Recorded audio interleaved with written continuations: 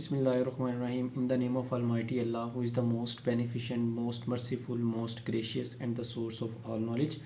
My name is Engineer Zainul Abidin, and I would like to warm welcome to all of you by saying the Islamic greetings. Assalamu alaikum warahmatullahi wabarakatuh. And also, I would like to welcome to all of you in the second online learning session of Talpine School. So students, here we have the lecture of mathematics for grade 6, and we have learned chapter number 6 in our class, and that chapter number 6 was about the Cartesian plane and about related to the graphs.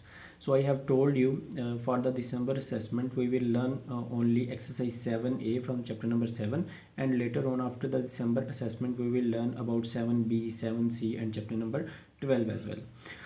So students, the name of the chapter is number and sequence, and I have told you in the classroom that there are total 10 digits in maths, and with the help of these 10 digits we can find a lot of numbers can be infinite. Digits are only 10 while the numbers are infinite. And the second thing is sequence. अब सवाल ये पैदा होता है कि numbers का तो हमें पता चल गया कि नंबर्स क्या होते हैं, डिजिट से मिलके बनते हैं। सीक्वेंस क्या होता है? सीक्वेंस में बेटा सबसे पहले आपके पास दो चीज़ें होती हैं। एक तो सीक्वेंस में नंबर्स इन्वॉल्व होते हैं, दूसरा उसके अंदर कोई ना कोई रूल डिफाइंड होता है। सीक्वेंस में नंबर्स इन्वॉल्व होते हैं और उसके अंदर कोई ना कोई रूल डिफाइंड होता है। फॉर एग्जांपल सीक्वेंस को अगर समझना शुरू करें तो सीक्वेंस के अंदर यहाँ पे मैंने आपके पास एक सीक्वेंस लिखा हुआ है जिसमें 2, 4, 6, 8, 10 एंड 12 लिखा हुआ है।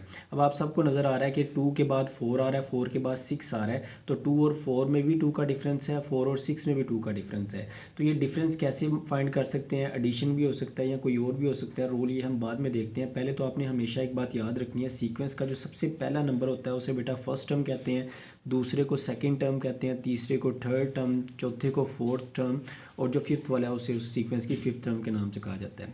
अब बेटा सीक्वेंस के अंदर जो है हमारे पास टोटल मैथमेटिकल ऑपरेशंस मैंने आपको बताया था 4 मैथमेटिकल ऑपरेशंस होते हैं। एक होता है आपके पास एडिशन, सब्ट्रैक्शंस, मल्टीप्लिकेशन और डिवीजन। ये 4 मैथमेटिकल ऑपरेशंस होते हैं जो हम लोग इस्तेमाल करते हैं। अब सीक्वेंस के अंदर आप किसी भी किस्म का मैथमेटिकल ऑपरेशन इस्तेमाल कर सकते हैं। आप एडिशन का मैथमेटिकल ऑपरेशन इस्तेमाल कर सकते हैं, सब्ट्रैक्शन का कर सकते हैं, मल्टीप्लिकेशन का कर सकते हैं, या फिर डिवीजन का ऑपरेशन भी जो है वो इस्तेमाल कर सकते हैं। सो दो चीज़ें होती हैं आपके पास सीक्वेंस के अंदर। सबसे पहले सीक्वेंस में नंबर्स का होना ज़रूरी होता है, फिर उसके अंदर कोई ना कोई मैथमेटिकल ऑपरेशन इन्वॉल्व होता है जिसकी मदद से आपके पास जो है वो पूरा का पूरा सीक्वेंस डिफाइंड होता है। अब हमारे पास एक्सरसाइज 7a में सीक्वेंस से मुतल्लिक क्वेश्चन हैं जिनमें हमने सीक्वेंसेस दिए गए हुए हैं नंबर्स की फॉर्म के अंदर, और उनमें हमने जो है वो नंबर्स को फाइंड कर उनके रूल को फाइंड करना है और उनकी मदद से उनकी नेक्स्ट टर्म जो है उनको डिफाइन करना है। तो यहाँ पे आज जो चूँकि ये इंट्रोडक्टरी लेक्चर है, it is the lecture that is just for the introduction of numbers and sequence, and I will not give you any kind of assignment for today's lecture. Your assignments will be started from the tomorrow's lecture. So for today we will define the rule, how we can find the rule or the operation in the sequence. सबसे पहले बेटा आपने क्या करना है, आपने check करना है, फर्स्ट टर्म को चेक करना है और सेकंड टर्म को चेक करना है। ठीक है, फॉर एग्जांपल जैसे हम यहाँ पे इस एग्जांपल में देखें तो आपके पास फर्स्ट टर्म क्या है 2 और सेकंड टर्म क्या है आपके पास 4 सेकंड टर्म है। उसके बाद है आपने चेक करना है, आइडेंटिफाई करना है कि इसमें कौन सा मैथमेटिकल ऑपरेशन इस्तेमाल हुआ है। वो ऑपरेशन मैंने आपको बताया टोटल 4 ऑपरेशन होते हैं, addition, subtraction, multiplication and division. These are the 4 different operation that can be used in any kind of sequence. So सबसे पहले तो हमने उसकी पहली टर्म देखनी है और उसकी दूसरी टर्म देखनी है, उनको अलग से लिख लेना है, और उनके बाद जो है इस चीज़ को देखने की कोशिश करनी है कि उसके अंदर आपके पास आइडेंटिफाई करने की कोशिश करनी है कि इसके अंदर कौन सा मैथमेटिकल ऑपरेशन जो है इसके अंदर इस्तेमाल हुआ है। फॉर एग्जांपल अगर मैं यहाँ पे बात करूँ तो इसमें जो सबसे पहली टर्म है आपके पास वो 2 है, और जो सेकंड टर्म है वो आपके पास 4 है। ठीक है, तो अब मैं अगर इसको देखने की कोशिश करूं तो मेरे पास 2 ऑप्शंस होती हैं यहाँ के अंदर, इसके अंदर 2 ऑप्शंस होती हैं। पहली ऑप्शन तो ये होती है कि आप सेकंड टर्म में से पहली टर्म को माइनस कर सकते हैं, सब्ट्रैक्ट कर सकते हैं, या फिर दूसरी ऑप्शन ये होती है कि आप पहली टर्म में किसी नंबर को ऐड करते हैं जिससे आपके पास दूसरी टर्म हो सकती है। दोनों तरह से आप चेक कर सकते हैं।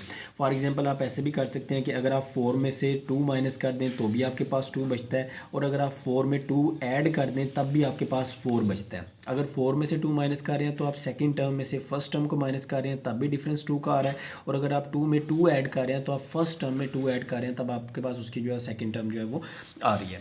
उसके बाद बेटा नेक्स्ट आपने क्या करना है, यहीं पे आपने छोड़ नहीं देना। आपके पास रूल ये आ गया इस सीक्वेंस के अंदर कि आप अगर पहली टर्म के अंदर 2 ऐड करेंगे तो दूसरी टर्म आ जाएगी, दूसरी टर्म में 2 ऐड करेंगे तो तीसरी टर्म आ जाएगी। ये हमें लग रहा है कि ऐसा एक रूल है।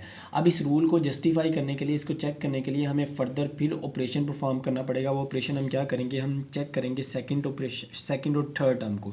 सेकंड टर्म जो है वो हमारी क्या है 4 है, और थर्ड टर्म क्या है वो हमारी 6 है। तो यहाँ पे हमने पहले लिखी सेकंड टर्म, थर्ड टर्म लिखी, थर्ड टर्म 6 है, सेकंड टर्म उसमें से माइनस कर दी 4, तो भी हमारे पास 2 आंसर आ गया।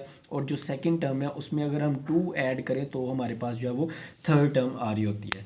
तो हमने ये चेक कर लिया कि ये इन तमाम सीक्वेंसेस में हमें क्या नज़र आ रहा है कि पहली टर्म से दूसरी टर्म में 2 का डिफरेंस है, दूसरी से तीसरी टर्म में भी 2 का डिफरेंस है, और तीसरी से चौथी टर्म में भी 2 का डिफरेंस है। तमाम के अंदर जो डिफरेंस हमारे पास मौजूद है वो 2 का डिफरेंस मौजूद है।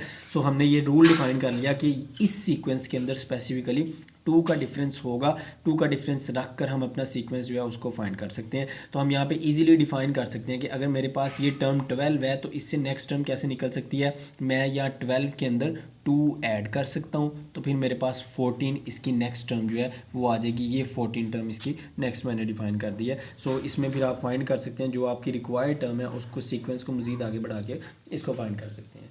So students, hope so this lecture will be helpful very much for all of you for learning the sequences, and also inshallah from the next lecture we will start exercise 7a, and we will have lot of sequences in this exercise, and we will try to solve all these sequences. Till then, Allah Hafiz, stay blessed and stay safe.